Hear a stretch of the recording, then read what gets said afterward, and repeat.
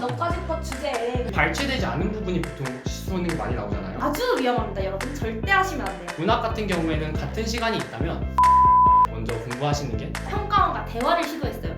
너 이번엔 이거 낼 거지? 를 쓰면서 여기를 출제할 거야 라고 알려줘요. 이거 꼭 기억하시면 좋을 것 같아요. 안녕하세요. 서강 하이스쿨 예칠입니다. 네, 오늘 시점으로 고3 여러분들의 개학이 일주일 더 연기됐다고 해요. 이 상황 때문에 힘드실 여러분들을 위해서 저희가 2명의 국어 마스터분들과 함께 수능 국어 공부법을 말씀드리려고 왔습니다. 보통 수능 당일날 가장 흔들리는 과목이 국어인데요. 그만큼 국어 공부가 확실히 돼 있어야 합니다. 특히 현 고2 학생들의 경우 점점 EBS 연계율이 낮아지고 있어서 기출 문제뿐만 아니라 사설 문제집을 통해서 문제풀이 능력을 기르는 게 중요합니다. 저희가 이번에 좋은 기회로 천재교육과 협업을 하게 되어서 말씀드리는 공부법을 어떻게 문제집과 적용해서 풀 수 있는지를 간략하게 설명해 드리려고 해요. 네, 영상 끝부분에는 구독자 여러분들을 위한 이벤트도 준비되어 있으니까요. 끝까지 많은 시청 부탁드리겠습니다. 더 생생한 이야기를 들어보고자 국어 마스터 두 분을 모셨습니다. 안녕하세요. 저는 경제학부 19학번 김하진이라고 합니다. 네, 안녕하세요. 저는 영미문학의 20학번 양은지입니다. 혹시 두 분 국어 등급이 각각 어떠셨는지? 저는 불국어로 유명했던 1구 수능에서 100분이 99로 1등급을 받았습니다.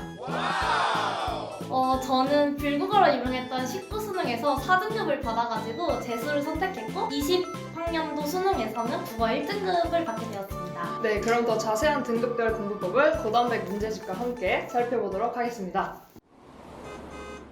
우선 1, 2등급 친구들을 위한 공부법 설명해 주시겠어요? 최상위권 친구들 같은 경우에는 본인의 약한 부분을 보통 알고 있고 그렇기 때문에 유형별로 공부하는 게 굉장히 중요하다고 생각해요. 그런데 문제는 최상위권 친구들은 국어보다 수학이나 혹은 탐구 킬러 문제를 훨씬 더 비중을 많이 두고 공부하게 되기 때문에 국어 시간을 효율적으로 사용하는 게 더욱 중요한 것 같습니다. 문학 같은 경우에는 같은 시간이 있다면 고전 시간을 먼저 공부하시는 게 맞는 것 같아요. 문제가 한정적이기도 하고 더 이상 새로운 작품이 생산되지 않기 때문에 가장 효율적으로 공부할 수 있거든요. 특히 첫 번째로 고전 시간은 주요 작품들의 주제들, 그리고 두 번째로는 고어를 자연스럽게 읽는 방법들이 중요합니다. 주제들 같은 경우에는 단락별로 해설이 나와 있고 또 주제가 언급되어 있기 때문에 고단백 이용하시면 굉장히 편리할 것 같고요. 그리고 고어 읽기는 대부분의 시중 문제가 잘 나와 있지 않아요. 근데 이런 식으로 자주 쓰는 고어들이 언급이 되어 있기 때문에 이를 한번 복습하고 들어간다면 시험장에서 훨씬 고어를 읽는데 수월하실 것 같아요. 멘탈적인 부분도 굉장히 중요하다고 생각하는데요. 특히 문법과 문학이 완벽히 되어 있으면 시험장에 들어가서 이제 나오는 작품들을 확인했을 때 내가 이 작품을 안다 라는 심리적인 안정감이 굉장히 크단 말이에요. 그리고 고전 소설 같은 경우에도 굉장히 발췌되지 않은 부분이 보통 수능이 많이 나오잖아요. 맞아요. 저도 안 읽은 부분을 선생님들이 그 자료를 많이 주셔가지고 딱 수능장 들어갔는데 그 부분이 나와가지고 쉽게 풀었던 것 같아요. 이렇게 멘탈적인 부분들에서 최상위권들이 안정이 된다면 비문학 같은 경우에는 따라서 많은 시간들이 확보되기 때문에 훨씬 수월하게 풀 수 있을 것 같아요. 그럼 비문학 공부법에 대해서 알려주실 노하우 같은 게 있을까요? 네, 저는 일단 아침마다 비문학을 꼭 3지문씩 풀었어요. 시간적으로 압박을 느끼기 위해서 예를 들어서 제가 22분이 걸렸다. 그러면 그 이후로부터는 20분씩 시간 제한을 걸고 문제 푸는 걸 습관화했어요. 그리고 비문학 같은 경우에 킬러 문제가 한 문제씩 나오잖아요. 맞아요. 보기 문제 3점짜리가 저를 아주 힘들게 했어요. 그렇기 때문에 고난도 문제 같은 경우에는 많은 문제를 접하기 힘들어요. 시중에 있는 많은 문제들보다 리트와 미트 같은 경우에는 출제진도 비슷하고 문장을 서술하는 방식도 비슷하기 때문에 이를 이용한다면 최상위권 학생들에게는 훨씬 도움이 될 것 같아요. 특히 문제집 같은 경우에는 대표 유형으로 기출 같은 경우에도 나와 있고요. 리트와 미트 문제들도 같이 나와 있기 때문에 이런 고난도 문제를 학습하기 위한 최상위권 친구들에게 좋은 문제가 될 것 같아요. 네, 그러면 3, 4등급 친구들은 어떻게 국어 공부를 하면 좋을지 설명해 주시겠어요? 저 같은 경우는 시간이 항상 부족했어요. 그러니까 가장 큰 문제점은 어떻게 공부해야 되는지를 모른다는 점인데요. 일단 비문학 먼저 소개를 해드릴게요. 비문학 지문을 쓰게 되는 여러 가지 구조가 있어요. 예를 들면 문제 상황을 제시하고 그에 대한 해답을 제시하는 PS 구조가 있고 통시적 구조라고 해서 1900년대는 이랬는데 1920년대는 이랬고 그런 서술 방식이 있습니다.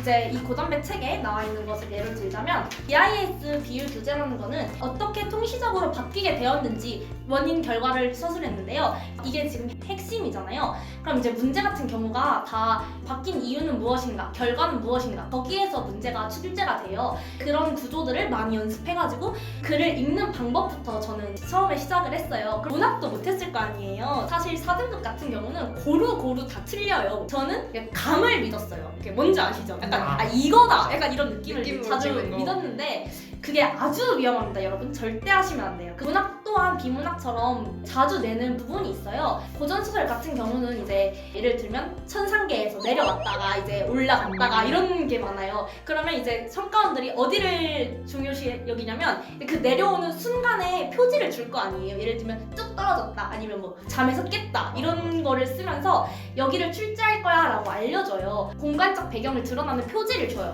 고3 이번에 봤던 거를 예를 들면 심천동에 이르렀다 하는데 39번 문제를 보면 심천동에 데리고 갔다, 또 심천동에 갈 때라는 공간적 표지를 물어보는 문제가 꼭 나와요. 또 이제 고전 소설 같은 경우는 많은 등장인물이 나오는데 주변적 인물까지 모두 체크를 하는 게 좋아요. 궁녀들이 춤을 췄다, 이렇게 한 문장만 나와 있는 경우에도 궁녀들이 춤을 추고 있었는지 아니면 노래를 부르고 있었는지 이거를 묻는 문제들이 나오더라고요. 평가원과 대화를 시도했어요. 너 이번엔 이거 낼 거지? 이러면 꼭 다음에 보니까 그게 나와 있더라. 뭔지 아시죠? 여기 보면 심천동 너 딱 걸렸어, 약간 이런 느낌? 한번 평가원과 대화를 시도해서 얘네가 어떤 것을 낼지 콕콕 찍어내는 부분도 아마 좋을 것 같습니다. 선생님들한테 국어를 배우면 저도 1등급을 맞을 수 있을 것 같은데 네, 너무 감사합니다, 설명.